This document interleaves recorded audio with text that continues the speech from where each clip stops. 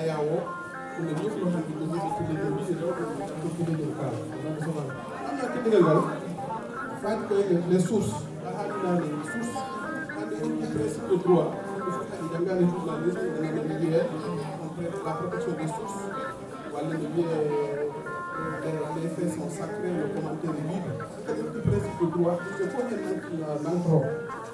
Les autres principes qui vont encadrer le droit. C'est le fait de l'organisme. Chaque texte du président de la République similaire. Ce que le texte du président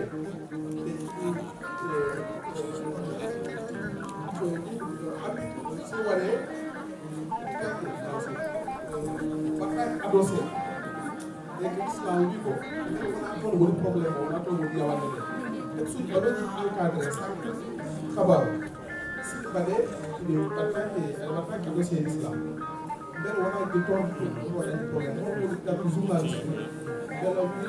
su di do di encadrer ko wani la protection des sources l'islam est la protection des sources en cas là que du tahal ya no bi ha tan ko tuddu parce que la won bi ko woni ha ko do la won wakke de l'islam wala kam ko ko en ni ko woni ko ko ci ko woni ko wiye weytare e yaadnaade l'islam haadi wiyeede les faits sont sacrés et le commentaire est libre ɗon principe uji ɗiɗo ɗiɗi par rapport no wiiri ɗon ñaawde koye golle mum te golle ɗi gollata ɗen de waɗirte encadré ko loi te ɗiɗo loi o defrede islam kawetata ɗon makko ɗum ɗon ɗum wasɗum won e namde ɗe mbawmi jaabade won hen ɗemi wawa jaabade te kadi mi endata ko goppide hen jomumen holko l'islam wi e dokkowo kabaru ina soowo soowore so tawi koye sarɗiji jeyniyankagal wonɗo yamira teni koko yamira soowore e dokkirgol kabaruji koko yamira sabu kala ɗo soowa ko ɓuri ko hen hewde tawata kabaru o ko kabaru bonɗo hono no dokkirɗa yeru joni e ƴeɓagol woni viol soowde nde ko tuggude nde o tuuma nde o waɗi haa ɗo o ñaawade a ala droit fummidde inde makko poɗɗa ɗum ko tongude e alkule so tawi ko bindol so tawi o wiyete ko Amadou Moussa an mbaɗa AMA kaɗa ɗon ɗum ko yamirore e nder janiyankagal l'islam holko wiyen noon eɗen gandi sutura e nder l'islam wona hunde famɗude suurde neɗɗo o e kala ko wawi wadde eɗen gandi ɗum ɗon kadi ko ɗoftade l'islam kono e on banggue ma sernaɓe ɓe no mbawi arde hen kono kam to kaburuji janiyankagal tuggude ɗo neɗɗo tuumaɗo o waɗi ha nde o ñaawa nde o wiya o waɗi ha ala droit wiide ko kaari waɗi a ala droit wiide ko kaari waɗi a ala droit haalde leñol ngol o jeeya a ala droit hay haalde nokkuto jeeya beela a soowat walla a ornoto walla a arnoyto ko an andi kono koko haɗa ɗum l'islam ne ina wawi añirde ɗum suturo mbo Allah rokki innama aade o beela kanko on ɗon omo suuro e nder hen ala ko ɗum bonnantuma haydara bambo ba a jarama no fewi mi weltima kadi e yiidema an e joom suudu e sehilaɓe e seto mo garduɗa foof beele jewte baɗe ni mbawa waɗede nokkuji foof minen de komi jewtowo min mi wona juɓɓinowo jewte ɗe kala ɗo noddaɗen noon e nder aduna o foof en jaat Mamadou Alassane Ba docteur so noddama yo waɗoye jewte ɗo kala ɗo nodda e nder aduna o yahat Ousmane ko noon Abou Thierno Abou Sy ko noon nokkuji ɗi foof ɓooyani komin ɗum yewtere wattididi nde ɗo watti jewte mbaɗmi e dingiral ɗe bindumi ɗe tan labti jewte 54 hen 34 mbaɗa koye guuri goɗɗe certuɗe taw wona Dakar 34 ɗe ko hakkude Tambacounda Fouta Nouakchott Kolda e ko wayi noon donc jewte ɗe ina mbaɗe heddoto noon ko hande kadi Allah rokki fannuno yimɓe ina dokkira kabaruji goɗɗi rewde oɗo kono ɗin kabaruji kadi moni foof ina jogui heɗotoɓe ɗum moni foof kadi so haali ina jogui no haala mum heɗirte e no nanirte ɗum ne kadi ala ko neɗɗo wawi hen a jarama Seydi Ba Alassane Kalidou Ba radio télévision Fulɓe a jarama eggingol konngol ɗemgal e ɗemgal en ɓooyi ɗum haalde ɗo ɗo holko namda ɗo ko la fidélité to banggue jayniyankagal namda hen ko fidélité aadiyankagal yo taw e nunɗal aadiyankagal e nunɗal ɗum ɗon jeeya koye critére uji ɗi kalɗen to banggue l'islam nane toyde kala ndaɗa eggina konngol ummade ɗemgal faade ɗemgal yenane wonde ngol ɗo konngol ngol kutoriɗa ngol firi e mbadi kuftitinde konngol ngol egginɗa ngol so ɗum ala haal konngol ngol no yimɓeɓe nanirta ene pamirta ni pammina ngol e ɗemgal ngal ɓe nanata ngal ko ɗum caɗele mawɗe noon e kala jayniyanke hannde saabu kabaruji ɗi garata koye ɗemɗe goɗɗe so arabe so français so anglais ittade e ngal ɗen ɗon ɗemɗe gartirade e nder ɗemgal ma ina satti hen sahaji ina satti ni daña helmere tan fotde yerodirde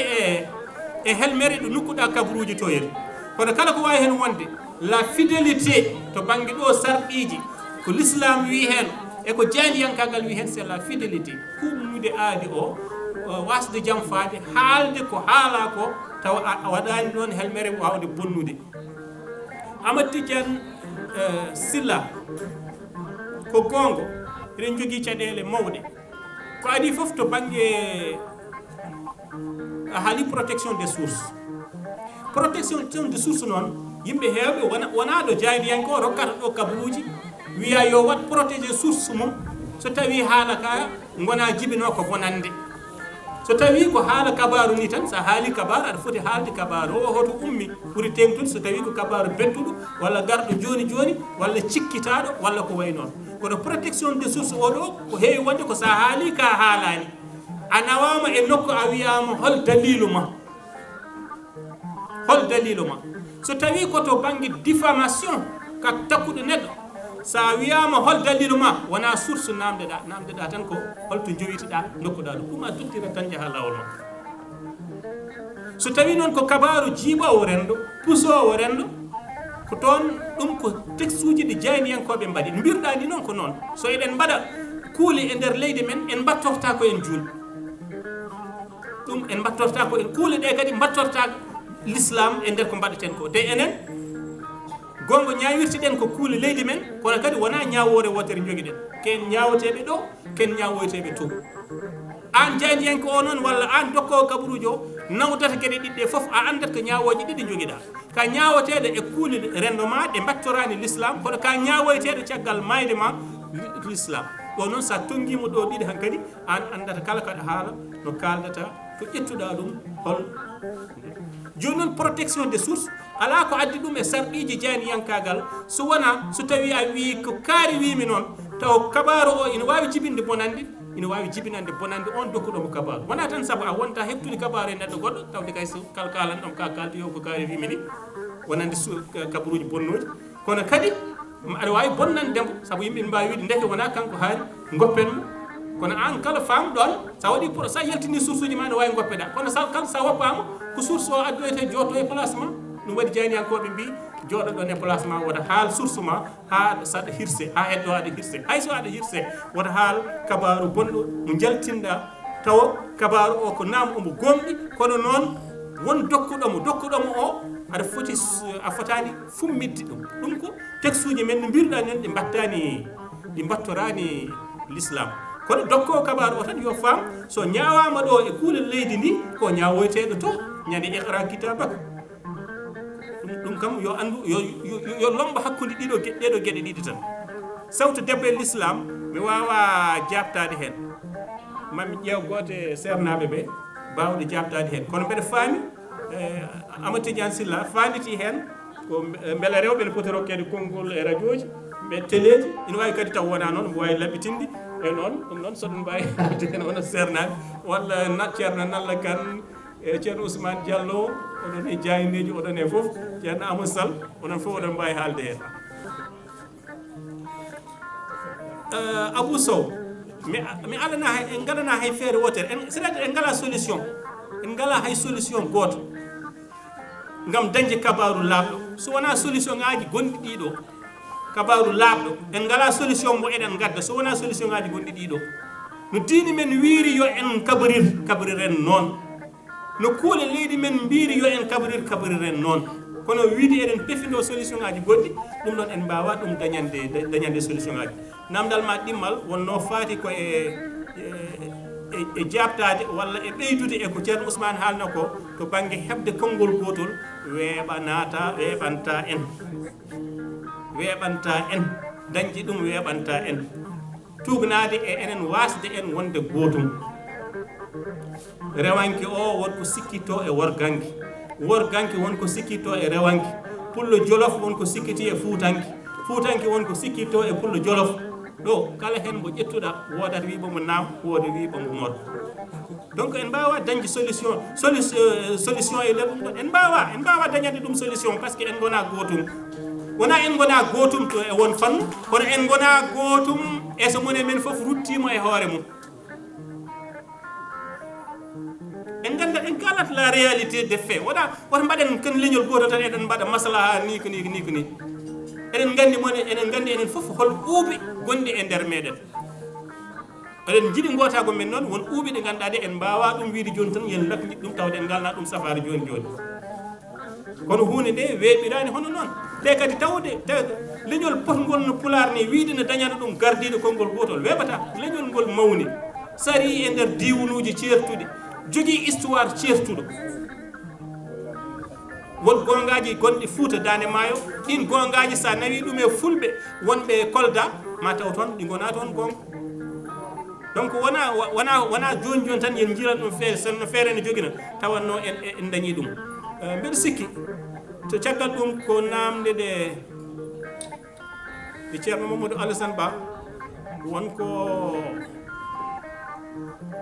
wonko haalinani wonko namdi darde jariyankoɓe e nder leyɗele l'islam eɗen gandi kadi ko